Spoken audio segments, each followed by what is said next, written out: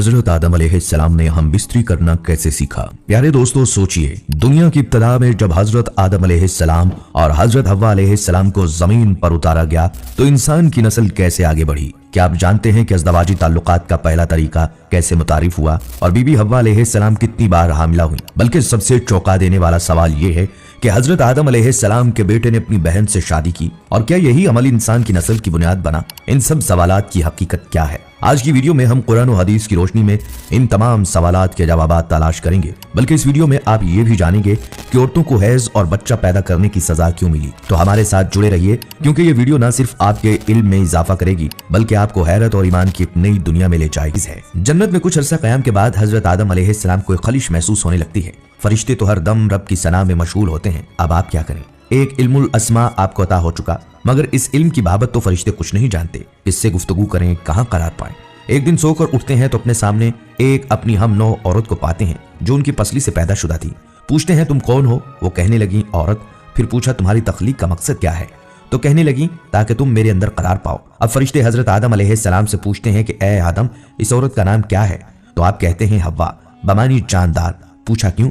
तो कहने लगे क्योंकि ये एक जानदार शय से तख्लीक हुई है। इससे हमें अंदाजा होता है कि मर्द और औरत के जोड़े की तख्लीक का मकसद आपस में अमनो आतशी के साथ एक दूसरे के अंदर सुकून और करार पाना है।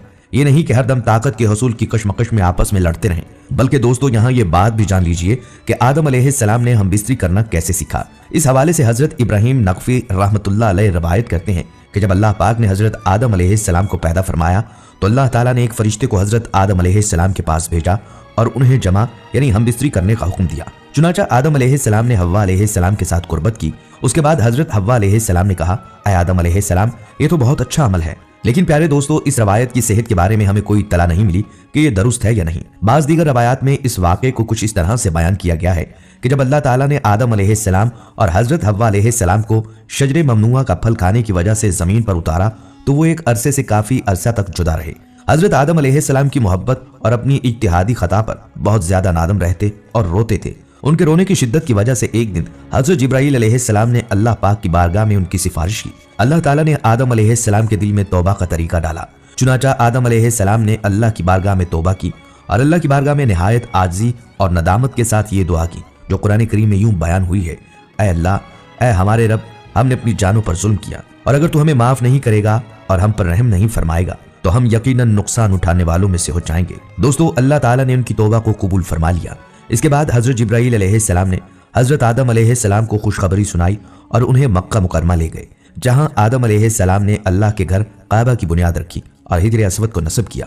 इसके बाद अरफात के मैदान में आदम अलैहिस्सलाम और हजरत हव्वा की मुलाकात हुई। वक्त और हालात की तब्दीली की वजह से वो दोनों एक दूसरे को पहचान न सके। तब हजरत जिब्राईल अलैहिस्सलाम ने दोनों का तारुफ करवाया। प्यारे दोस्तों, चूंकि जन्नत में आदम अलैहिस्सलाम और हजरत हव्वा को कुर्बत करने से मना किया गया था, इसलिए जमीन पर आने के बाद वो एक दूसरे से अलहदा सोया करते थे। फिर एक दिन अल्लाह ताला ने हजरत जिब्राईल अलैहिस्सलाम को हुक्म दिया कि आदम अलैहिस्सलाम को हजरत हव्वा के करीब होने और हम बिस्तरी के आदाब सिखाएं।